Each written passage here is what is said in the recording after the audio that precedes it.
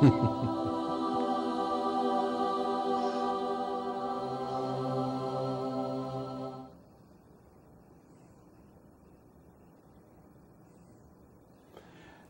and welcome to another edition of Art Now and here live on what used to be MetroCast. I almost said it. It's Atlantic Broadband, Channel 25 live throughout the Atlantic Broadband cablecast community. We have a co-host today too, Sky, and I want to thank Kara Porter from Waterford High School. She exhibited this piece and I picked that up at the Whalers and Lancers exhibition last year, and he's our official co-host for the evening. And you can see if we can't, yeah, how's that look? He's a lot better looking than the host, I think. I used to date a girl like her. Yeah, I don't know. I think I saw Sky sometime along the way there, sometime back in the 70s, I believe, but that may have been induced chemically, but I'm not sure. Anyway, too much information. Our guest tonight, really great to have, and first returning guest to Art Now and here, Jim Stidfole, the director of the Hygienic Artist and woodworker, writer, producer, actor, all of the above, and then some. Jim, great to see you on Art Now. Well, I'm delighted to be here. This is a lot of fun. A new structure. I mean, not physically, but politically and business-wise. How nice. And it's still going. Exactly, and the thing is the politicians all gave us the night off, so it's an art space. Atlantic Broadband Channel 25 is officially in art mode tonight, but we can talk some politics. Why don't we start off the bat? So you talk about it's a new start for New London. You've certainly been in New London for a long time. What are your impressions? It's well, am I a Democrat or what? So Sherry and I went to Democratic headquarters, election night. And it was like, well, there's got to be at least one wild-haired liberal in this place. I mean, come on. But I've been the crazy liberal for a lot of years. Unlike the rest of my family, who are all rock-ribbed Republicans. My mother always thought that Barry Goldwater was too far to the left. So, that's frightening. Yeah. But for those of us who may remember who Barry Gold was. Right. Yeah. Absolutely. And my dad, until he died, was a major Rush Limbaugh fan. So there were some things we didn't talk about at the dinner table. Yeah, evidently, politics isn't a genetic. No, absolutely not.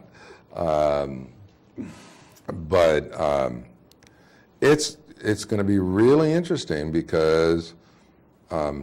This is sort of like the House and the Senate with a Republican president. You guys better get something done, or it's all in your lap, And honestly, I don't envy Michael his position. There's a lot of stuff that's got to get done in New London. Not the least of which is, they just finished, what was it, a year or so ago, reaming out, the sewer lines so that they would function. But some of those have been in the ground for 80 years. And it's like, you know what? There's a lot of money that's got to go into infrastructure. And, we're only 6 square miles. And 51% of the city is tax exempt. So it's like, whoa. I happen to think that Darryl was right, in saying we have a fiscal crisis, we've got to do something. And that probably cost him the election. But it's like, go for it, Michael. But I wouldn't want to be in that seat for 4 years. Yeah, it's the political process in New London is certainly, as you say, it'll be interesting to see what happens, and the council, as a functioning body, needs to work out some kinks, and hopefully the new regime in City Hall will have the full cooperation of everybody, because we all love New London, and New London's potential, as it's been recited so many times, is really that has the potential to be a great city. But as you say, there's a lot of things infrastructure-wise that need to happen, and hopefully there'll be some investment in New London, which is a big part of the puzzle, and big piece of that puzzle is to ensure a stable political and business environment with taxes that are stable, and that, I think, will go a long way to encourage long-term investment. Well, you know, it's interesting. When a lot of people told us that we were totally crazy when Hygienic Art bought the Hygienic building. Now, Hygienic Art actually started with the very first, it wasn't even called the Hygienic Art Show, because the Hygienic was still a working diner and bar and pool room at the time. And a bunch of artists got together, and I don't want to go into what brought them all here, because we'll take up the whole hour. But they decided to do their own work in the place where they hobnobbed at 3 o'clock in the morning with the cops and the pimps and the hookers and the burglars and the junkies. It was a 24-hour diner. It was New London's only 24-hour diner. Right. And so they just brought their work in and hung it. And it was such fun that they said, we should do this again next year. And they decided to do it on the last Saturday in January. And it was only a 36-hour show. And then ultimately, in the late 90s, the building was going to be torn down and turned into a parking lot. And I ended up in an accident at the Connecticut Historical Commission, third hearing. This was 9 days before the building was supposed to come down, and made a proposal that, by that time, Hygienic was a nonprofit. We had an annual budget of $2,200. But I made a proposal to save the building and turn it into 4 galleries and 6 artist residentials. And the Historical Commission bought that, and then it took us 2 years to negotiate, to buy it.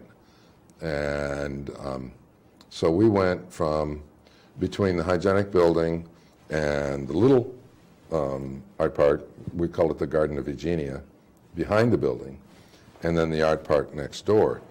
We went from $2,200 a year to, we have $1.6 million invested on Bank Street. Right. And so we still do the annual Hygienic Art Show, but we do lots and lots of other shows. And we've got a bunch of subsets. The one I am most connected to is Hygienic Theater Works. And so we produce regional playwrights. They can have had stage readings, but never had a full production. Generally, we go up at the O'Neill. Now, these are not O'Neill productions. We're basically a rental. So we've done 4 major pieces. 3 of them have gone on. And the most recent is the one, it's called The King. John Basinger, whom I used to teach with when we were both teaching at Mohegan Community College, he basically memorized the entirety of Shakespeare's King Lear and then reduced it to just Lear's lines. It's the only piece we know of where you can eliminate all of the other characters and do just the title character's lines, and it still makes a theatrical arc. And so John asked me to produce and direct it. And we opened it at the O'Neill, and then we went to Middletown, Oddfellows, and then Martha's Vineyard, and up into Vermont, and out to Milwaukee, and out to South Dakota. And it's coming back to this region on November 13, and we're doing it at the Donald Oat Theater at Norwich Arts Council in Norwich on November 13. And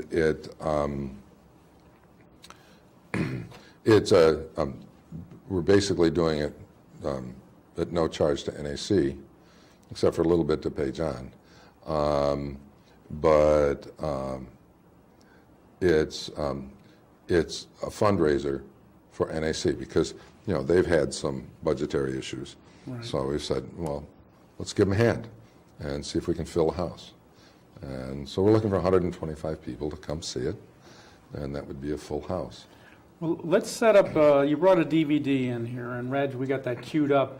Let's set that up. So this is a film adaptation of the show, and this is The King, conceived and adapted by John Basinger, based upon King Lear by William Shakespeare, directed by James Stidfole, and produced by the Hygienic Theater Works.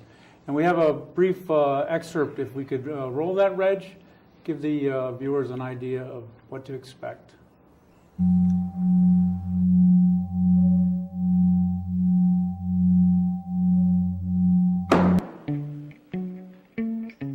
Attend the lords of France and Burgundy, Gloucester. Meantime we shall express our darker purpose. Give me the map. There. Now we have divided in three our kingdom, and 'tis our fast intent to shake all cares and business from our age, conferring them on younger strengths, while we unburdened crawl toward death. Our son, Cornwall. Cornwall. Aha! Our son, Cornwall. And our no less loving son of Albany. We have this hour a constant will to publish our daughter several dowers, that future strife may be prevented now. The great lords of France and Burgundy, great rivals in our youngest daughter's love, long in our court have made their amorous sojourn, and here are to be answered. Tell me, my daughters, since now we will divest us both of rule, interests of territory, cares of state, which of you shall we say doth love us most, that we our largest bounty may extend where nature doth with merit challenge?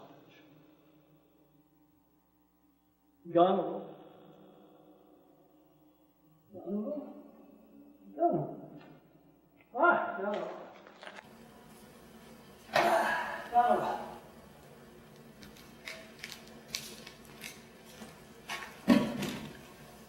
Speak first. Oh.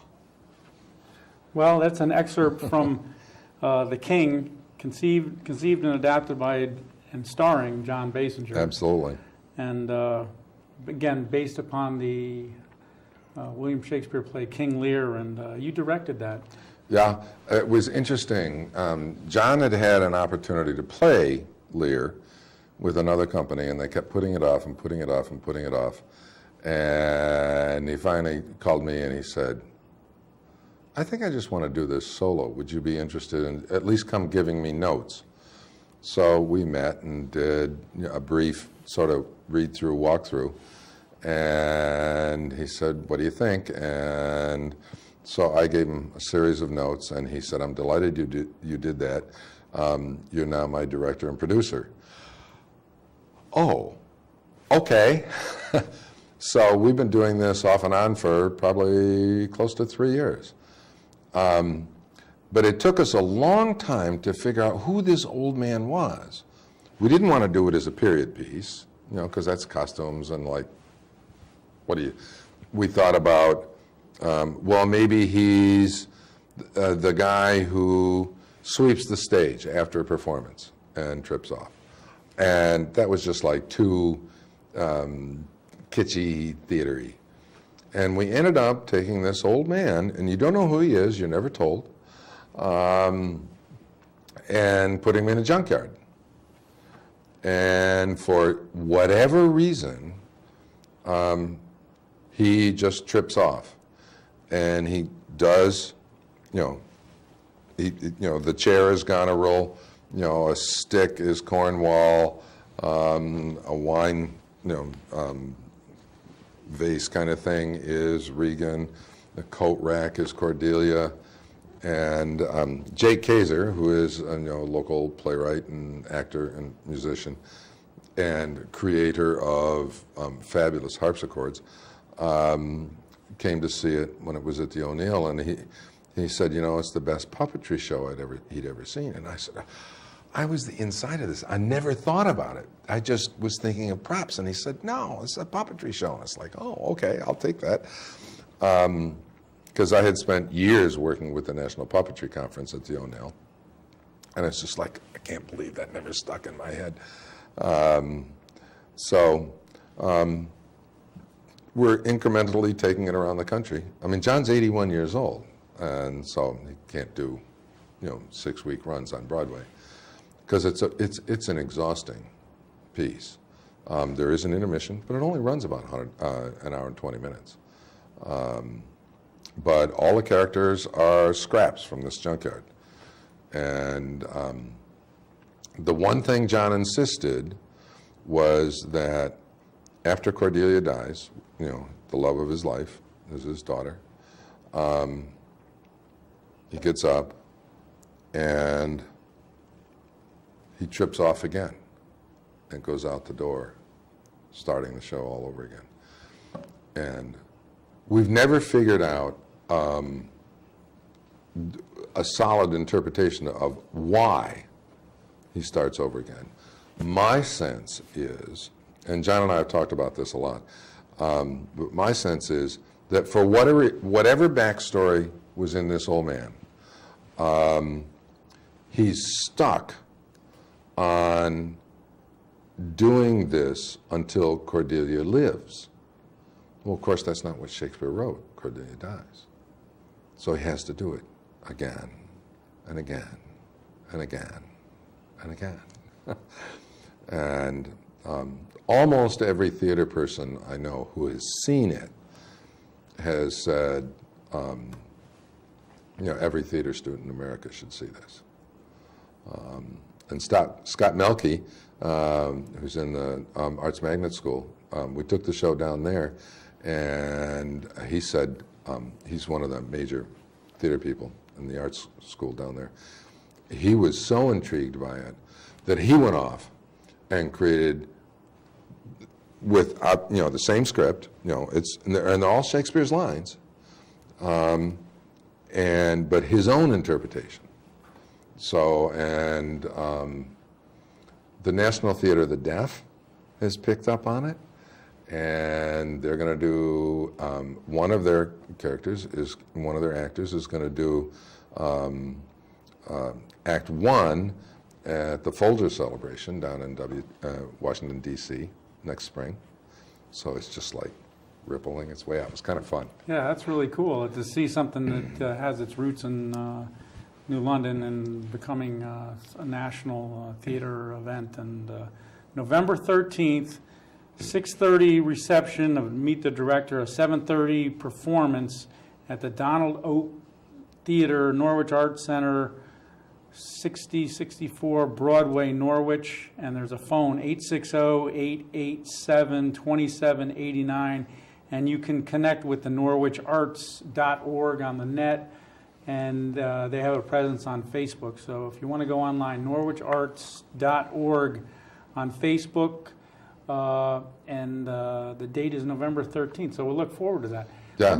Let me talk about something. I had an experience this weekend and in the theater, and something that was really an eye-opener to me. Worked as a stagehand at the Garde for the producers. That fun? Show, and I understand, Jim, you've had a long career as a stagehand, and it was the first time I'd ever done. I'd worked a lot of video productions and worked in studios and whatnot, but never really got involved in anything that involved as much loading in and loading out on a scale as the show at the Garde on Saturday night. Yeah, Sunday night, excuse me. It was the producers, right? The producers, Mel Brooks, the producers, and they had 3 tractor trailer loads and only used maybe half of the equipment they had. The Garde stage isn't as big as maybe some venues, but amazing to see what it was involved in staging the production. Oh yeah, and it's really interesting when you're doing, the crew. For a lot of years, I was the oldest living roadie at the Garde, and then I went and became a roadie at the Mohegan Sun, which was a whole different experience. But my undergraduate degree is in civil engineering and marketing. My master's is in medieval British literature. I've taught at Mitchell College and Mohegan Community College and Saybrook High School. I ran the theater program at Waterford High School for 8 years.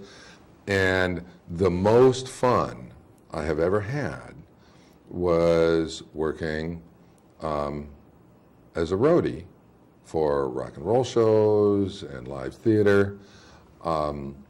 Because nobody cares what your background is as long as you pay attention and you can do your job and you can take direction. The only reason that I'm 71, but the only reason I'm still not doing it is that I just tore up parts of my body, and I can't be one corner of a 700-pound cable box anymore. I probably did close to 20 years as a roadie. Really? And I'm sure that the alumni office at what's now Clarkson University is in a panic that I'm actually going to announce that I spent, after all this education, spent 20 years as a rock and roll roadie. But it's a great crew of people, and it's just a lot of fun. It's hard work. It's long hours. I used to be what was called a deck carp, which means you stay during the run of the show. So you go in, you start to load in at 6 in the morning, and then you finish load in at 3:30, 4 o'clock, something like that. 2 o'clock if there's going to be a matinee, and then there's the matinee, and then you break for dinner, and you come back and you do the set and do the second show, and start load out, and 11 o'clock, and you get home at 3:30 in the morning. Right, hopefully.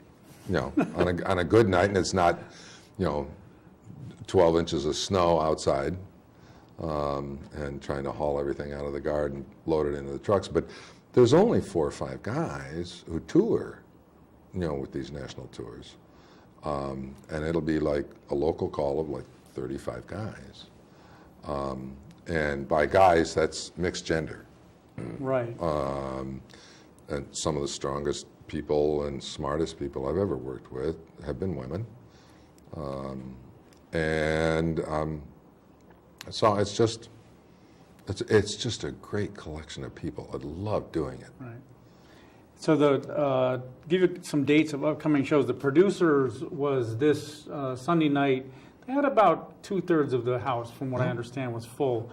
Upcoming as part of the Garde, Broadway at the Garde series, January 22nd, Joseph and the Amazing Technicolor Dreamcoat. It's a great show. That should be really interesting. April 1st, $1 Million Quartet, and then... I don't know that one at all. Yeah, May 5th, a stage adaptation of Saturday Night Fever. So that's Whoa. the Broadway at the Garde upcoming schedule. January 22nd, Joseph and the Amazing Technicolor Dreamcoat. April 1st, $1 Million Quartet. And May 5th, Saturday Night Fever. And given the expense of and labor and equipment that goes into producing these shows, I really understand why theater prices are hard to contain. Well, I mean, the Garde is probably the least expensive place to go, and Steve Siegel, has a hard time trying to compete with all the mega shows that are at the casinos, but these shows are as good, and they're like a third the price. Right. And if you live in New London, you can walk. And there's nothing like the Garde. I don't care what the Mohegan yeah. Sun has as far as theater venues. There's nothing like the Garde. The Garde is an absolute gem. And what was really cool was to see the Garde from a point of view other than the audience. Yeah, It almost looks like a different theater from the stage and backstage than it does from the front of the house. Oh yeah. You don't get unless you're on stage, looking out. You don't get the opportunity to take in the whole restoration that's out there. It's an amazing job. Right. So, the next step is when all the papers are finally signed. It's a $31 million renovation, all down Meridian Street and out, backstage, and it's going to be. It's not going to leave being the Garde, and they're still going to do what they do, but ultimately, it's going to be the high school arts magnet school. Right. So it's like, wow, that's going to be cool. Yeah, that and Meridian Street is so much potential. It's going to be great to see that fully developed. And what is that going to mean to you for your woodworking shop? I will have to go away. You've been there for a long time. Yeah, but it's just like they can't put 4 stories on top of Nancy's hair salon. Right. So I've got to go. Vinny's got to go. Nancy's got to go. But that's. Yeah, it's going to be an amazing block. It really. Oh is. yeah. Oh yeah, and being across the street from the school, right?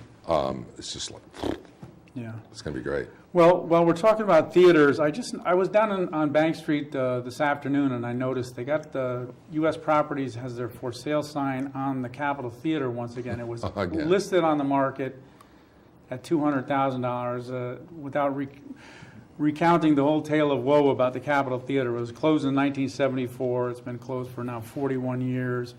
It was doesn't seem to be ever be owned by local hands. It's always seemed to be owned by out-of-state hands. It was most recently bought at a tax delinquent auction for $20,000. It was then listed for $200,000. Subsequently, was taken off the market. And I just noticed today they have a for sale sign. U.S. Properties must have a listing for the Capitol Theater again. So I don't know if the city has taken it back. I think it's still owned in private hands. I think it's still owned in the private hands of the person who bought it, from what I understand, sight unseen. Yeah. At a tax delinquent auction, Yep. I think 3 years ago. Yeah. But it's like, what are you going to do with it, really? The Garde's a 1,500-seat theater. And there's no way we can support any more.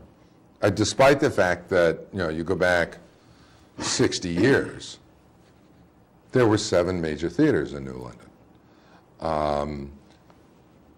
And they were all doing really well. Now, you've got the Garde. And, it's tough to fill a house. So there's no point in even trying to make another 1,600-seat theater in the house, in the town. It's like, what would you do with it? Right, and I guess that's the big question. If you're going to say, well, the Capitol Theater as a theater isn't a viable has a viable future. What is that part of Bank Street is sort of difficult because there's 3 buildings in a row. The Lawrence Hall building, which is a great old looking building, the Capitol Theater, and then a smaller building between those 2. All 3 in that row are vacant. And I know the Lawrence Hall building's for sale too. So it'll be interesting to see as part of the whole development, and hopefully we're entering a period for New London of a renaissance, and it'll be interesting to see if what there'll be in the way of movement on that part of Bank Street, because it's an awfully strategically located stretch of New London. Well, there was a plan some years ago. I don't know if you remember the program called Sculpture New London. And I think Wayne Taylor was the original driver of that. And they had like 21 international sculptors bring their material. And some of it is still at Avery Point. One of the pieces is still on the campus of Mitchell College.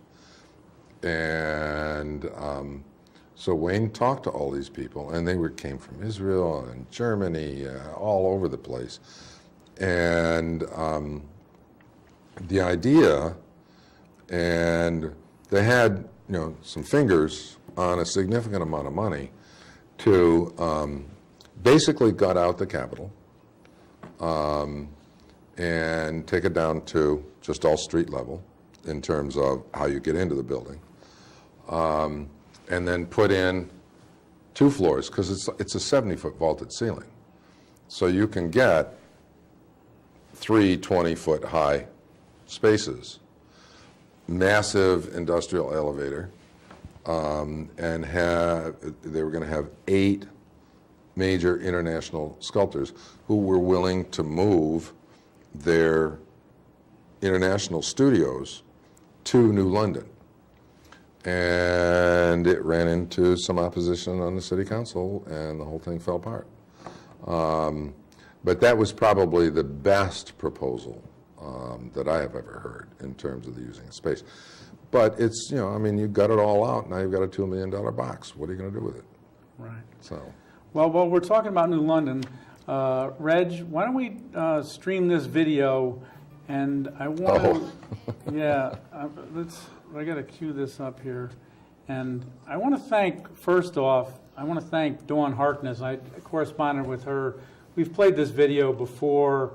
I just think it's a great PR piece for New London. I mean, I know it was made for the purposes of the fan favorite voting and all that, but I just think it's a great, timeless piece, frankly. It's not really dated, really. I just think it's a really great promo piece for New London. So first off, I want to thank Dawn Harkness, Kristen Harkness, who were the producers, and a really great job by Kate Harkness and Brett Van Egmond, who were the directors of this piece. And it shot beautiful, high-resolution, really state-of-the-art cinematography of this piece. And Reg, if we can, let's stream this. It's called London Is, and we're streaming it Vimeo, from Vimeo. New London is. New London is. New London is. New London is Revolutionary. Connecticut's whaling city. Hour and a half to Boston. 2.5 hours to New York. New London is. New London is Beautiful. delicious.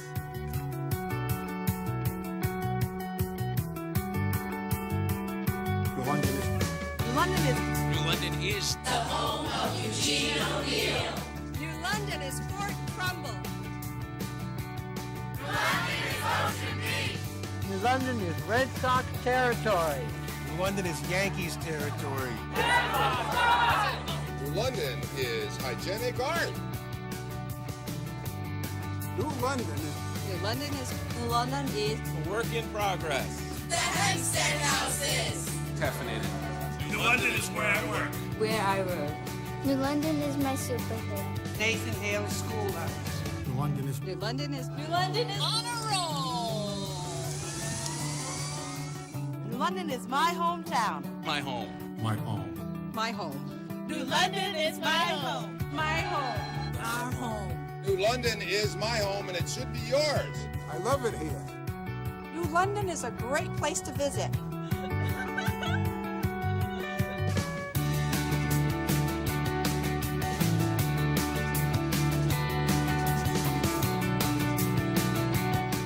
Vote New London. Vote New London. Vote for New London. Vote New London. Vote New London. Vote New London. Vote New London? Vote New London. Oh, surely vote New London. Vote New London.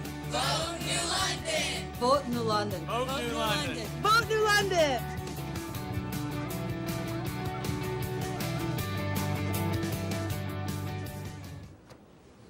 That's fun.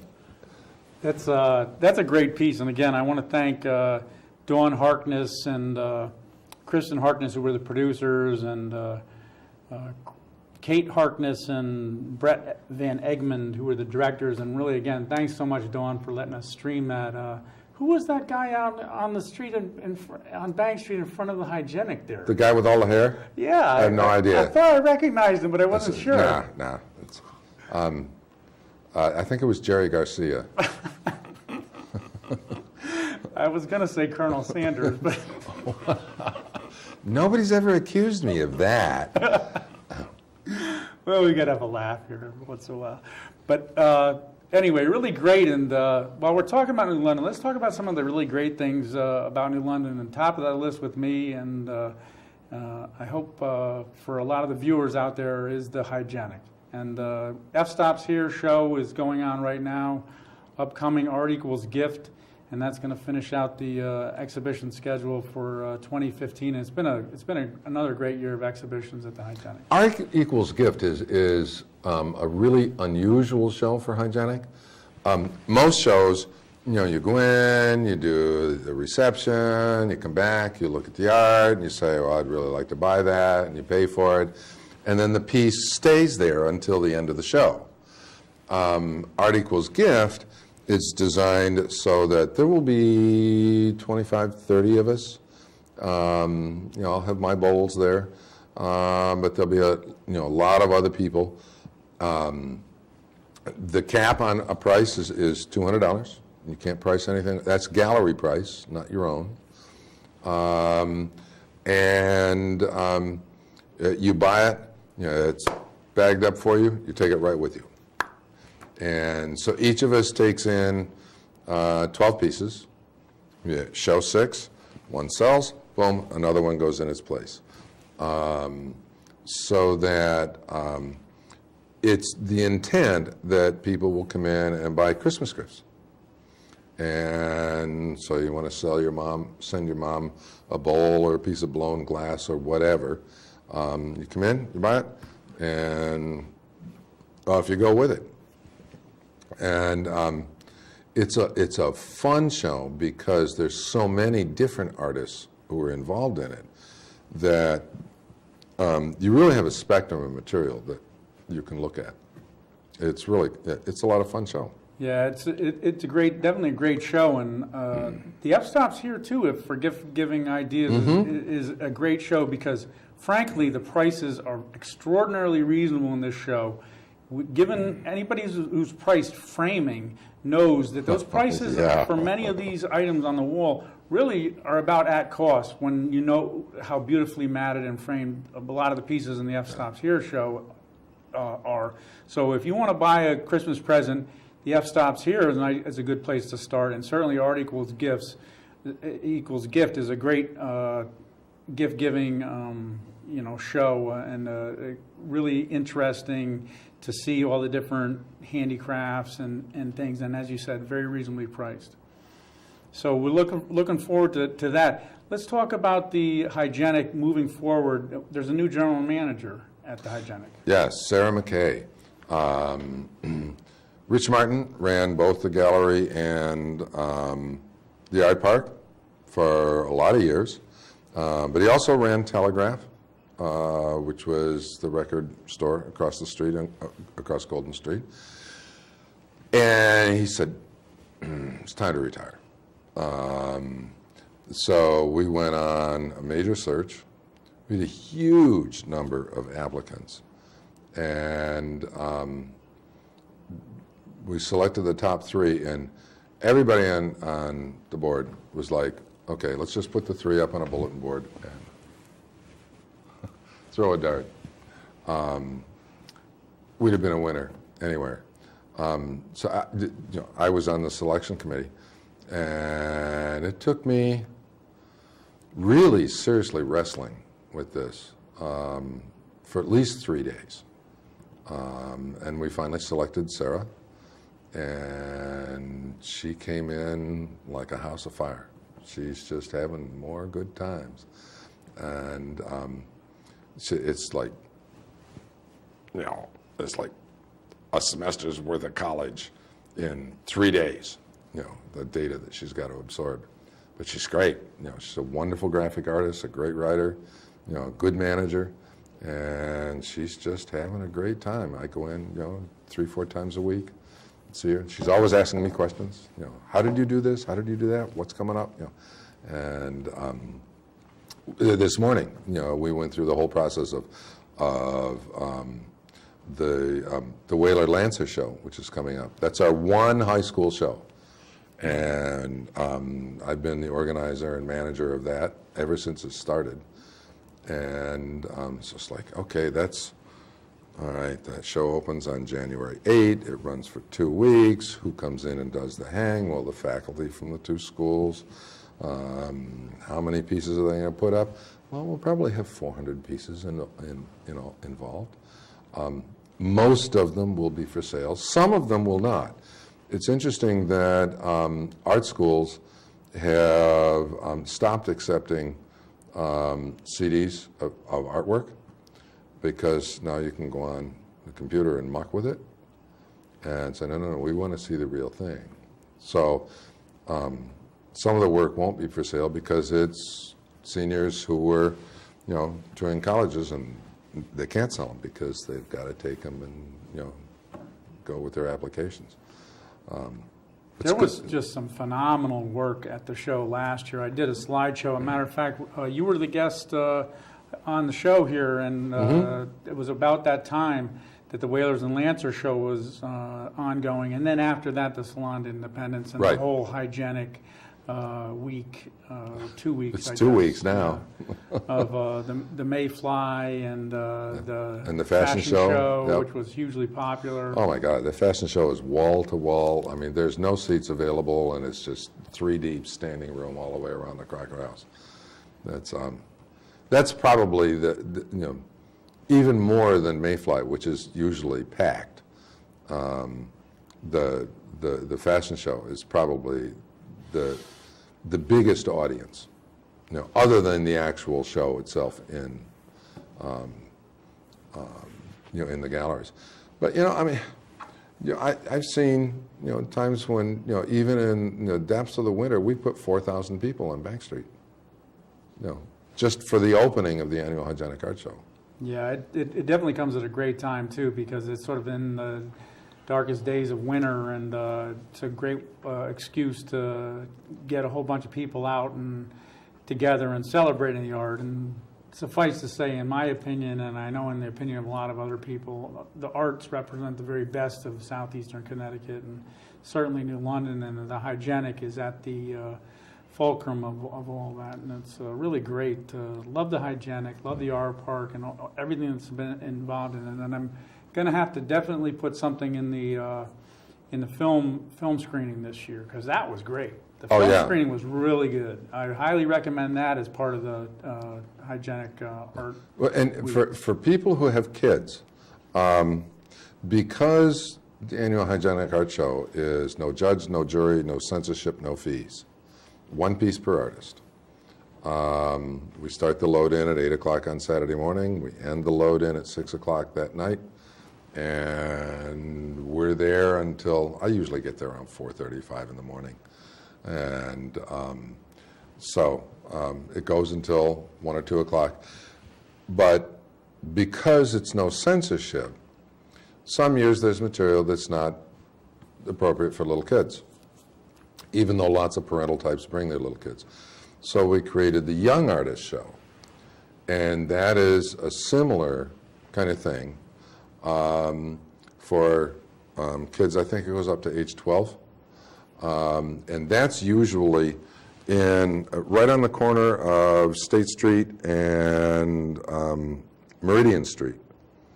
It's part of the Garde complex, but it's 2 walls of glass, and that main studio is where the Young Artists show, and we have people who come in and mentor kids on drawing art, and there's music and storytelling and just all kinds of stuff for kids. So, and that runs during the day. Right, and that'll be all part of this celebration, which is now encompasses 2 weeks, and running the last week of January into the first week of February, roughly. It starts with the Hootenanny on Friday night, and my wife Sherry organizes that, and I don't know where that's going to be this year. It keeps moving around, but it's a fundraising Hootenanny for the food shelter or whatever, or the soup kitchen, but that's Friday night, and then Saturday is just all kinds of stuff going on. I never get out of the hygienic building, so I never get to see anything. But then there's all the stuff that runs for the 2 weeks. Yeah, it's a really good time, and the hygienic is really great, and it's something that brings so much energy to downtown at a time when it sorely needs it. Well, we're talking about great things going on, and there's all sorts of great things going on in the arts in New London, and I want to touch base on a couple things. The Marquee Gallery, which is at 74 State Street, has an exhibition that just opened, and they're having an opening reception. It's called The Visions of Nature, a 20th Century Impressionist, and it's the life and works of Gerard Dudera, who was a UConn professor. And I had the good fortune of getting a sneak peek. It's up and installed and open at the Marquee Gallery, 74 State Street, and that space, which is the old Mallow's jewelry store, has been renovated. The walls are now beautifully painted and track lighting installed. A phenomenal job done by Clint Slowick and his family restoring that space. And this exhibition is a gem. I tell anybody who's watching this show, I just hope you get out to see this show, because this is a phenomenal show.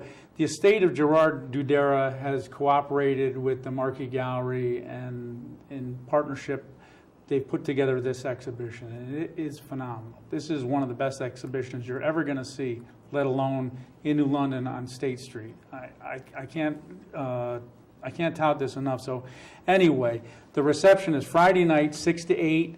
Then there's a closing reception on November 28th, 5 to 7. If you love Impressionist art, or if you love art in general, you're going to love this show. But his work is very evocative of Cézanne and Impressionists. But at the same time, a lot of it is of landscapes of Connecticut and the seasons of New England. So it evokes your memories of different artists. Certainly Cézanne, and certainly some of the American Impressionists, but it's distinctive in its own way. Anyway, I can go on forever about this show. I'm really excited about it. I'm excited for Clint. I'm excited for the Marquee Gallery. I'm excited for the art community of New London. This is really a great show. Visions of Nature, the life and works of Gerard Dudera. I can probably make that reception, but my wife Sherry can't, because she's in rehearsal with that night with the Eastern Connecticut Symphony Chorus. And their concert goes up Saturday night at Evans Hall at Conn College. Okay, and are they gonna be at the Garde? Is that part of the? No, it's at Evans Hall at Conn College. Right. And their concert hall. But the Eastern Connecticut Symphony Orchestra, they have their winter series at the Garde, and that's right. Another thing to look forward to. Yeah, and when they do the student shows. And when they need narration, I'm the voice of the symphony, which is kind of fun. You as a disembodied voice, that's hard to imagine. Yeah. I mean, if I had to hire somebody, I guess it would be you, and I don't know who all else would be on first call for that, because you have that great voice for radio, as they say. Well, I have to rehearse a lot if it's with the music, because I don't read music. So Sherry always ends up getting me the CD, and then I put it in the truck. And every time I drive in the truck, I have to, park and then read the script and work my way through the music and figure out where it goes. It's like, it's high stress, but it's a lot of fun. Well, it's been great talking to you. We're running downhill on time here, and I appreciate everybody tuning in. I appreciate Atlantic Broadband giving us a chance to do this show. Appreciate Jim coming down, everybody at the Hygienic for all the great stuff through the years, and looking forward to all the exhibitions coming up in the future there. I want to touch base on one other thing, which is a neat initiative, the Spark Makerspace, which is rehabbing the old LNG. Rehabbing the old LNG. Yeah. That's an exciting thing going on in downtown New London too. We'll get talking about that. I think we're going to have some people on about that. There's a Kickstarter initiative going on for that. A lot of good things going on in New London. We hope this is a time when New London is going to turn the corner and have the renaissance that's been much ballyhooed. I want to thank you for being on the show. I love the idea that there's yet another gallery in New London. And we don't feel, it's not competition. Right. It's just like, come on down. There's so much in the art world, whether it's Expressionist, the Hygienic, Marquee Gallery, the gallery space in Harris Place. The Garde has some great exhibition space. The Firehouse Gallery. Studio 33. Studio 33 Gallery. Love Sarah in there. She's really great. If you ever have any framing needs, definitely check out Studio 33 on Bank Street. We could talk all night. They're gonna start rolling the credits, so I'm gonna have to say at this point, this is Art Now in here, over and out.